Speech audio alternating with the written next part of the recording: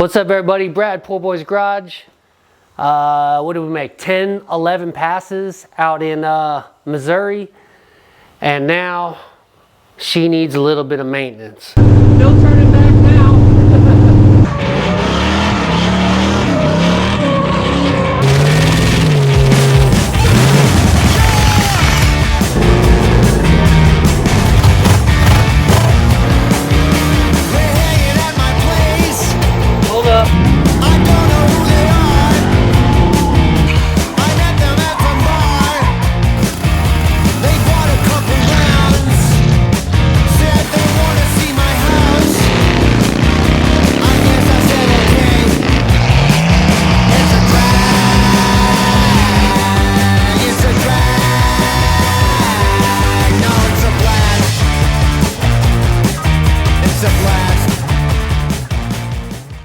So what we're going to do today is just get her on the lift side. Let's go ahead and drop the oil. Let's go ahead and check bolts. Let's go ahead and do a plug change. Let's look at the valves. Let's make sure everything was on point. Now I brought 2 roller toolboxes with me, and I think I used a hammer and screwdriver the whole time we were out there in Sikeston. So this car was a trooper. She was awesome, and I'm just very grateful that everything went as good as it did with her. So, and she did flawlessly. It was more user error than it was the car. Red lit a couple times. Didn't shift right. I think on my first pass you hear the announcer, Ron, like, I didn't even hear the car shift. I don't think I ever heard the car shift. Yeah, because I took off in second gear like an idiot. So, you know, just stuff like that. It comes with being a rookie drag racer like myself, my first drag car. But anyway, let's clean her out, let's get her to the other side, and let's put her up and see how she did. All right, just gotta clean this car out. Still got my tent in here from Missouri. You know, I was in the Marine Corps 20 years, so we roughed it, believe me. Now that I'm 45, I don't like to rough it anymore, but I did, and I think I'm gonna get a hotel next year. Air mattress, gotta get this back in the house. I literally pulled this car all out of the trailer, guys, and parked it. That's all I did. I haven't touched it since. I just stare at it and just tell it how good it did for me. And I'm so grateful that it's such a good car. I probably need to vacuum her out too. Maybe I'll do that before I bring her to the other side. Let's do that.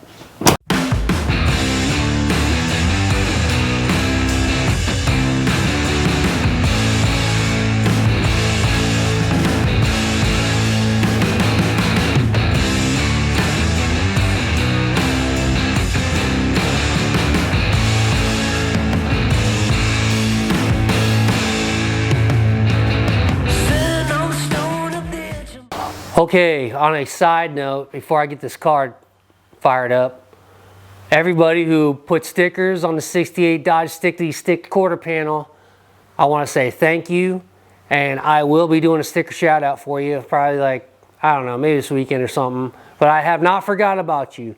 So from about here, I don't know, from about Johnny Mopar's sticker, which I gave him a sticker shout out I think last week, or a week before, over are all you friends and family that stuck something on the quarter panel while we were out in Sikeston. So I'm definitely going to do that. Just bear with me on that one. I'll get to you, no doubt about that. I need to redeem myself back at Kinston because if you remember, my first couple of passes, I didn't have second gear.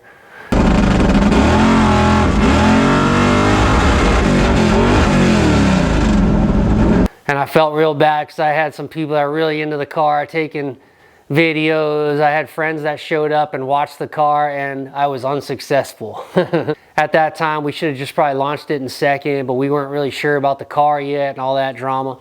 Anyway, I want to redeem myself. So this month, sometime, I don't think I'm going to go today, maybe next week, I'm going to shoot back up to Kinston, Motorsports Drag Strip. Kind of reminds me of Sikeston, kind of like the same vibe there. And I'm going to make a couple passes. We are looking at November 4th and 5th. We have a nostalgia drag race going on, and I'll post this up. at Coastal Plains Drag Strip in Jacksonville, NC. I think they're doing a car show Friday, and then they're doing the drag races with all the old school classics on Saturday, I want to say. But anyway, look them up, Jacksonville, NC. Awesome drag strip. Probably my favorite so far.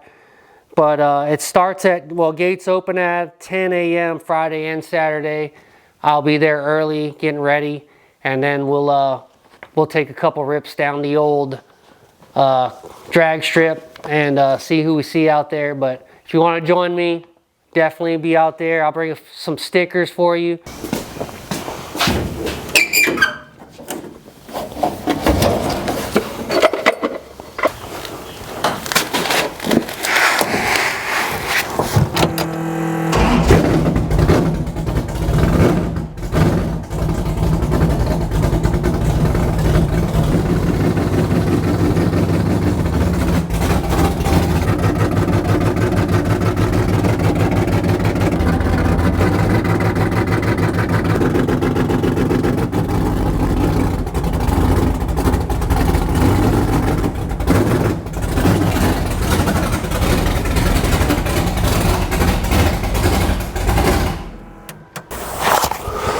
Whew. All right, we're in.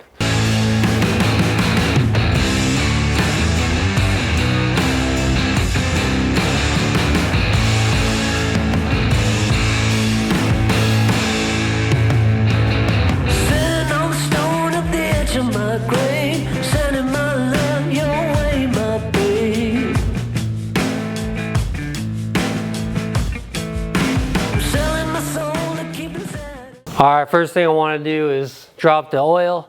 As the oil is draining, we'll kind of do a walk around on the car. Just make sure we go through all the bolts. What's all of that? And that's about it. My poor oil pan. This car sits so low. I have a lip in my shop about 4 inches. I put a 2x4 there and everything. And the thing was hitting the lip of the concrete, getting it up in here before No Names. And I just ruined this oil pan. I just rolled with it because I didn't feel like spending another $300 for another deep oil pan. And she did fine, but it's ugly. Ooh, yeah.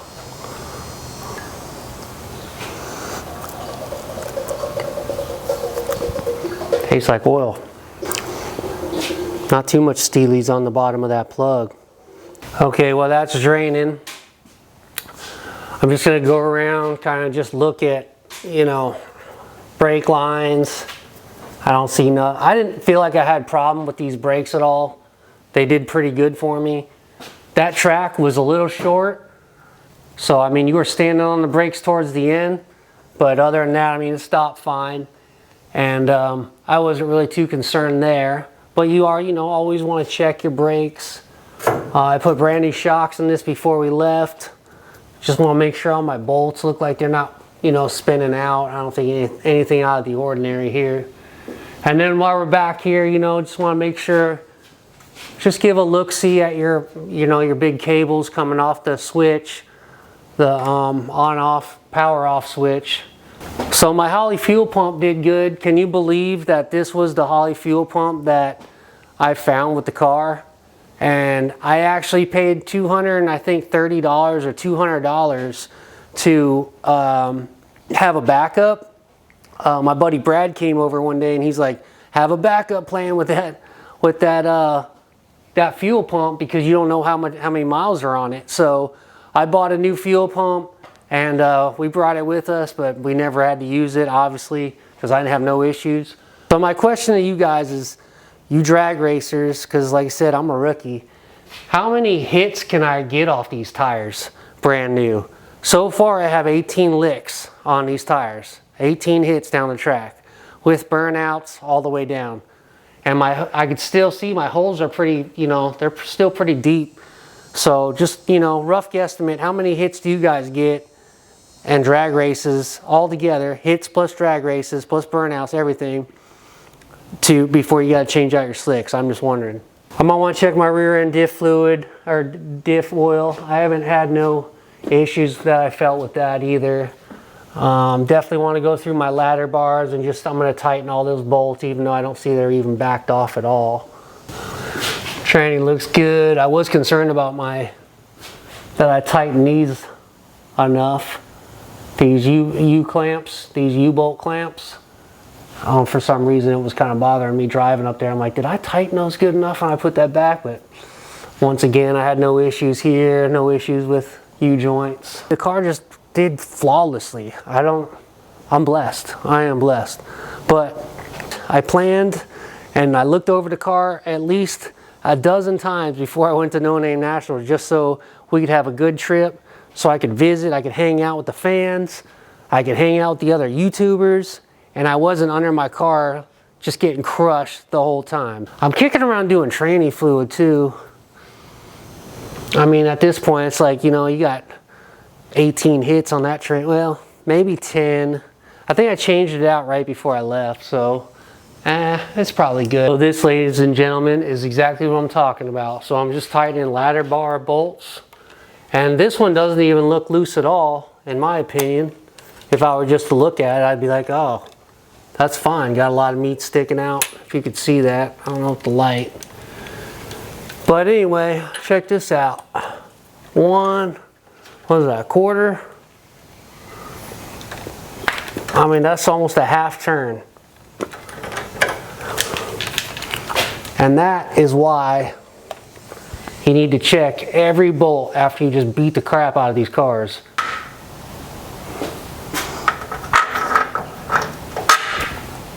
Not bad, not bad. I cleaned that thing real good before we left, and my negative is still pretty gold. But like I said, I used that Dialect grease, so it just got dirty. But good grounds make all the difference in the world. Grounds will make and break you on electrical stuff. Believe me, I played the game, and now I don't mess around.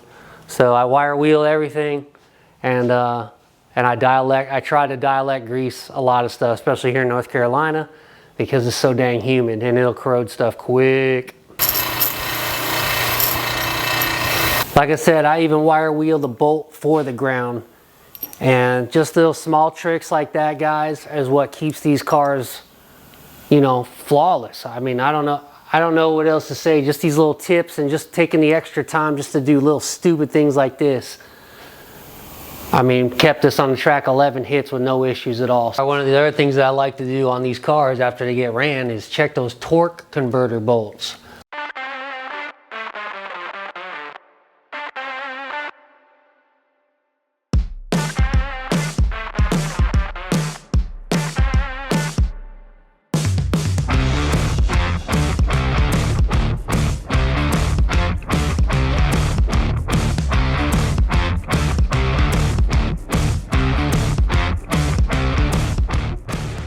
Anyway, let's talk about a little bit of valve adjustment. And I want to give all my credit to NSB Custom Cars, Lee and Dean over there. Those guys are the guys that taught me how to do valve adjustment on a 440.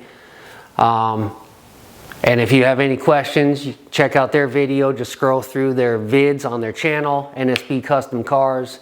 And Dean will, you know, talk you through how to do valves. I'll do the same thing, but I want to say I watched their video first, and I told them this at No Name Nationals. I probably watched it about 5 times, but it really gave me a good idea of how to adjust the valves on my 440.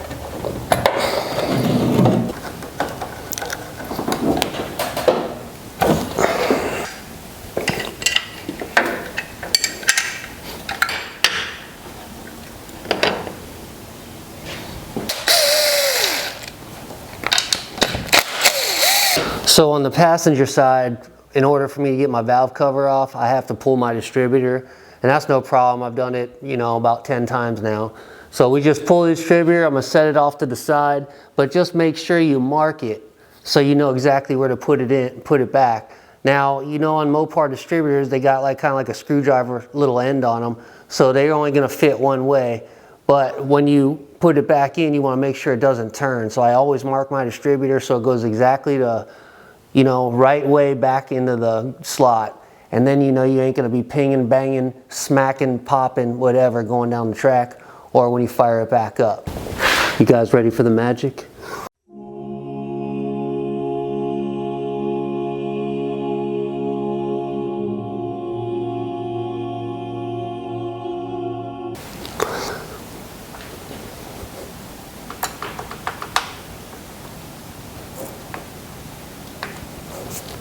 Okay, that's it. They're all adjusted. Ready to put them back?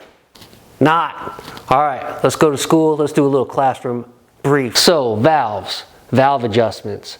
So on your intake, you want to use your field gauge and go 24.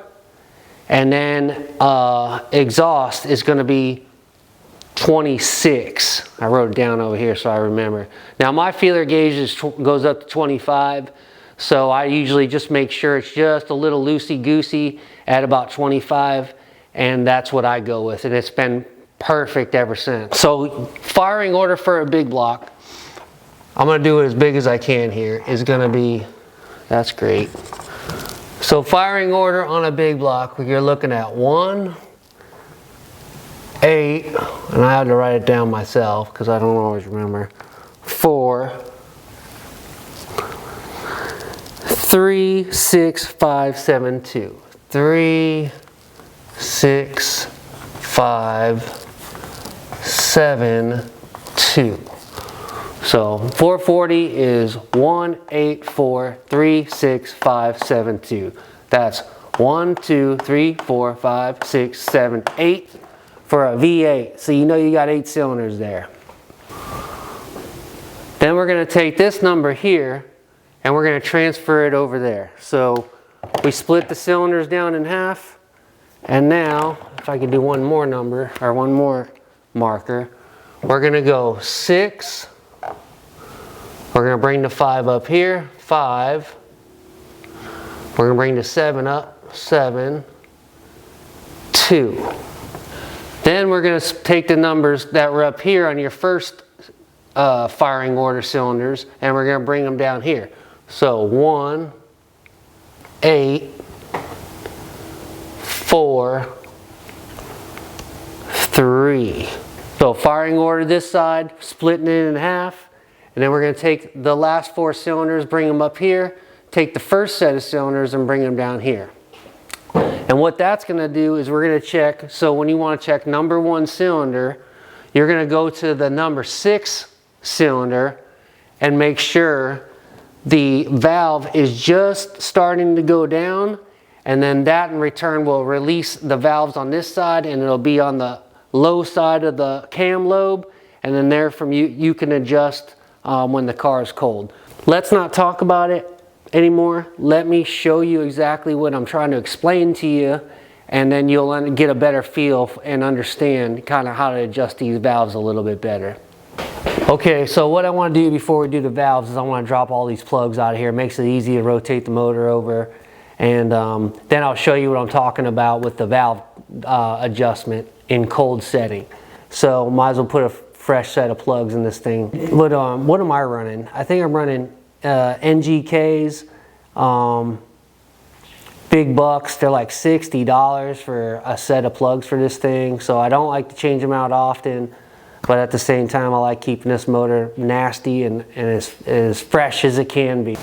Now for no names, I brought a set of plugs, but I didn't feel like I needed to change them. I wasn't getting any misfires or anything like that, so we just let it ride, and I think they did fine.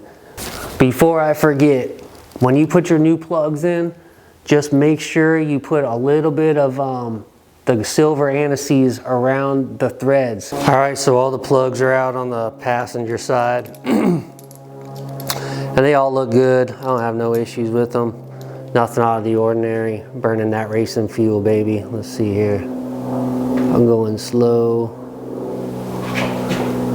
Wait, there we go.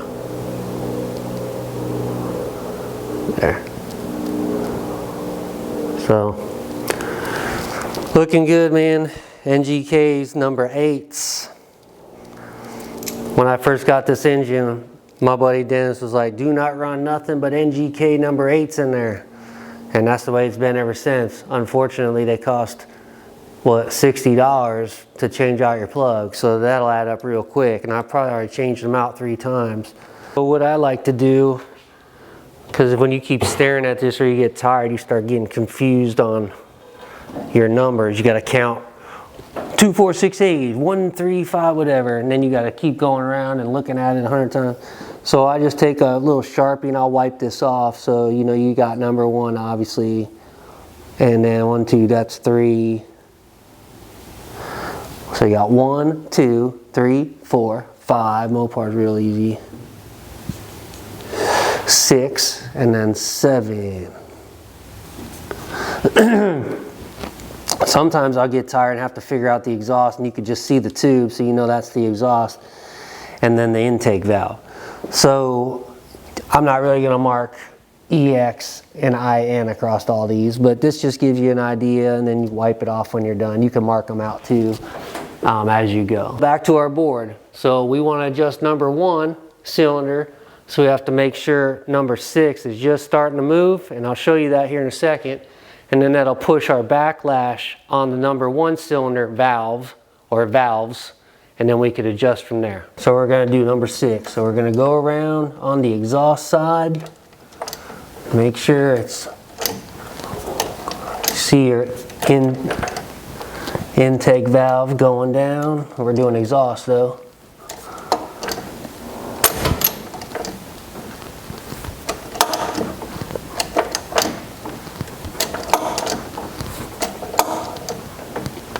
There, she just started moving. 6. Now you want to go around to number 1.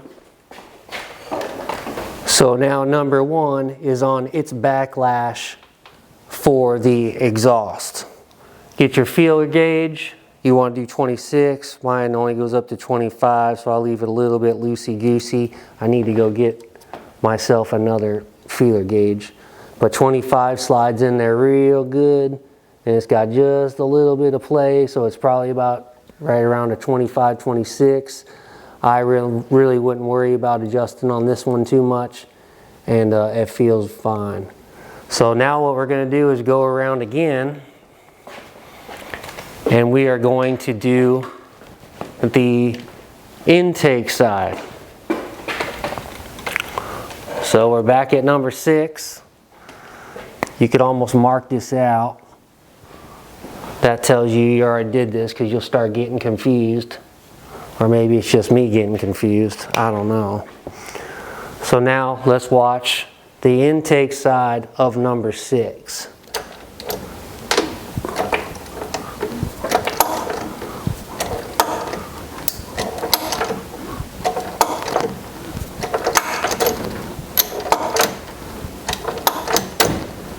Oh, just went down.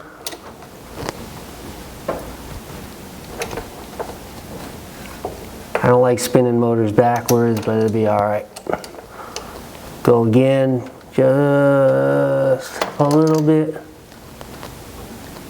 There, it's starting to go down. Double check. Yeah, all right. Come back around. All right, so we're back around on the 24. Feeler gauge, cold setting. Intake valve is just starting to go down, so we're coming over to this side, and we're just a little tight over here. I may just loosen that one up just a little bit from, you know, from all the wear and tear and running, who knows. So loosen up that. We'll slide the feeler gauge back in, and we'll see what we're working with here.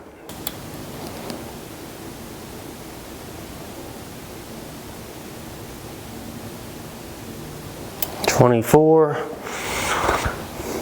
Try not to move this if you can. I know it's tough.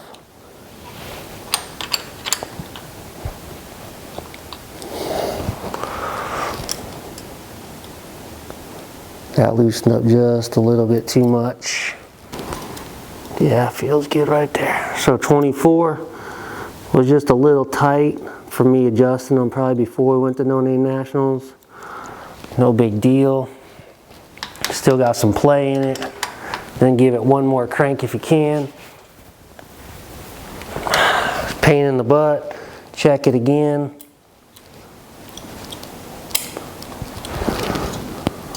I feel good. Slides in there real good. That's pretty good right there. So that's the quick down and dirty on how to do the valves. We just did number one cylinder, and then you have to go number 1 and then go to number 6. So what I like to do after I'm done adjusting is I'll mark it off on the rocker, because believe me, after you stare at these things, you start kind of like getting confused on like, did I do that one? Did I not do that one? Mark it off with a marker. Don't be scared to write on these rockers, and then just wipe it all off. Also, another thing, and this is just for me, guys, you guys can do whatever, you know, works for you. But that's why I have it up on here, so I can look up on my board, and as I go, and take your time, mark it off one at a time. So you know you did number 1, right? When we adjusted number 1, we were a little bit out on the intake. I don't know where the heck my blue marker went. So you can put a little star here that you did number 1. And then if you want, you could go, it doesn't matter. Probably the best way to do it is go 1 to 6. So adjust your number 6, put a little mark there, and then go, you know, 1 step at a time. Like I said, take your time. It kind of starts getting a little bit rough on the brain. Take a little break if you need to, and then come back to it. Just make sure you keep everything marked, and then keep everything in a nice pattern, so you know you're not jumping around or skipping valves or anything like that. That's what works for me. Leave me a comment. Let me know what works for you. And that's how you do the valves. That's how I do the valves on the 440. And it's worked for me every time. We've made 17 passes with this car. Knock on wood. I haven't had no issues with the motor. Haven't had no issues with rockers, valves, anything crazy like that. And believe me, I'm beating this thing down. Foot is through the floor every time.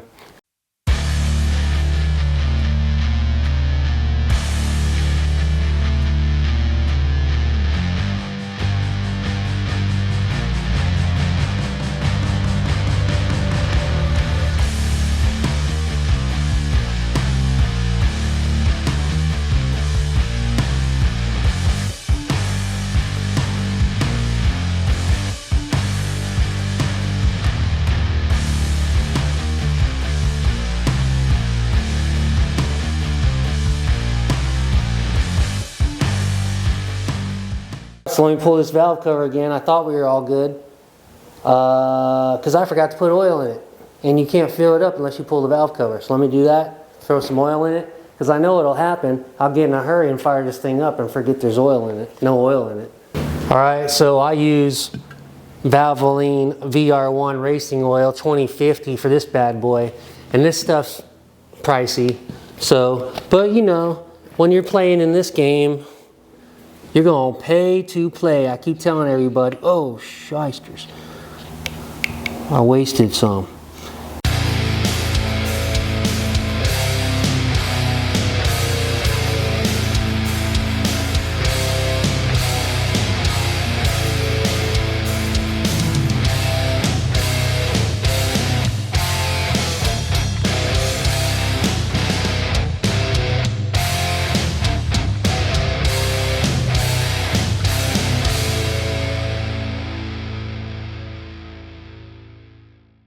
One thing that I forgot to do, and what I wanted to tell everybody, is if you're running an old car or running headers, one thing you want to do is make sure you check those header bolts every so often. Those things, they get hot and cold, and they'll start backing out with vibration.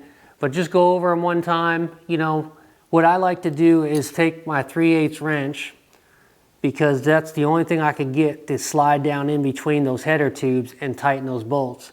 But on top of that, and I know all you hot rodders know this trick, but for your new schoolers that want to get into the old car game, you take a 3/8 inch wrench or whatever wrench fits the bolts that go into the headers.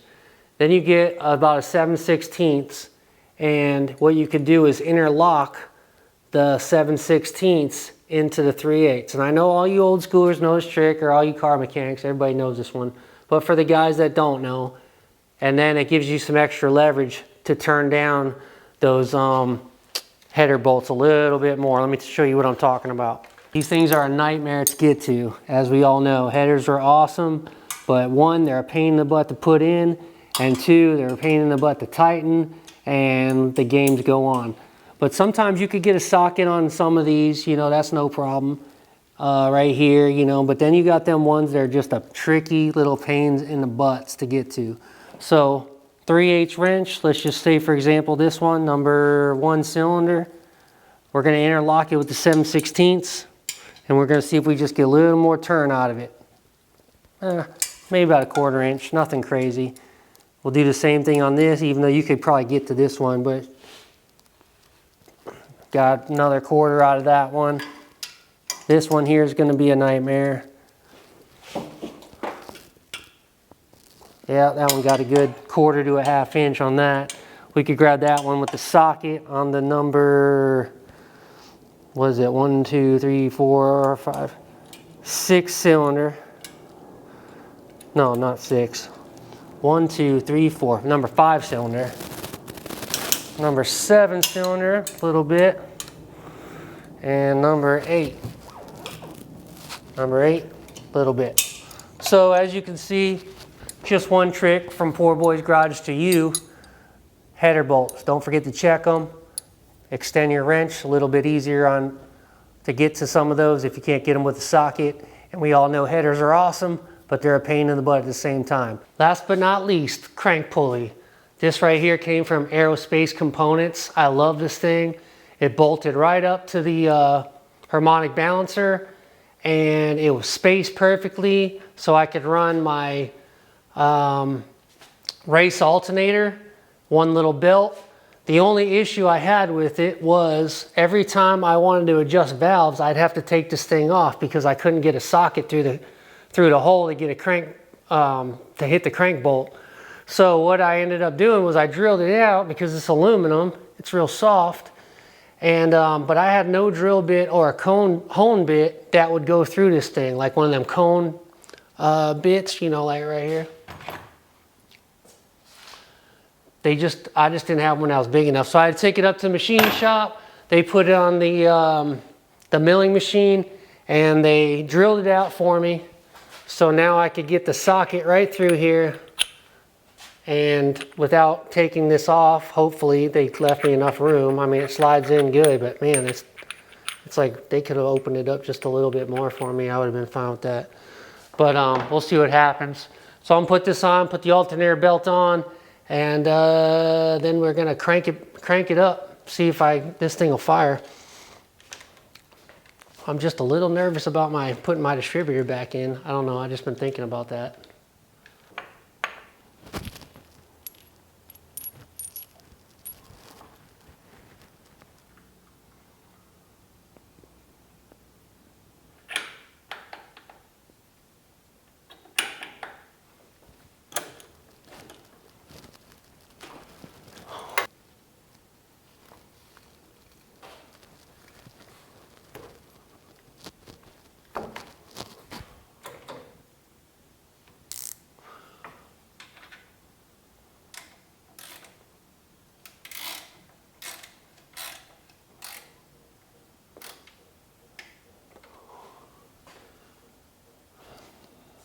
Socket, it's tight, but it goes in there and catches the bolt, so at least I don't have to take that pulley off anymore, because that was always a pain in the butt. Let's drop her down, let's cross her fingers she starts, and if not, I know I'm off on that distributor. I know I keep saying it, but it's in the back of my mind that it's messed up, but maybe not, we'll see.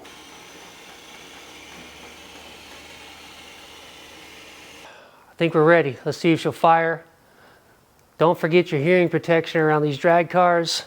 I never told you this, but when I first started this drag car and I was doing my testing, I wasn't using hearing protection, and I got sent to the hospital for vertigo. Didn't know what the heck was wrong with me. Ended up, I think it was from my beep beep here, not wearing hearing protection. Anyway, that's another video, but wear your hearing protection. Don't backfire. Yeah.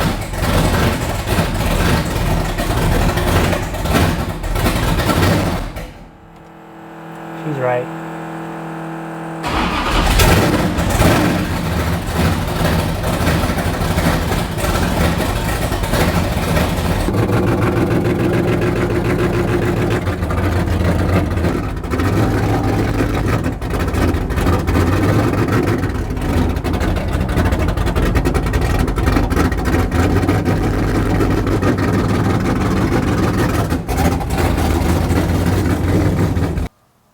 So, maintenance is done.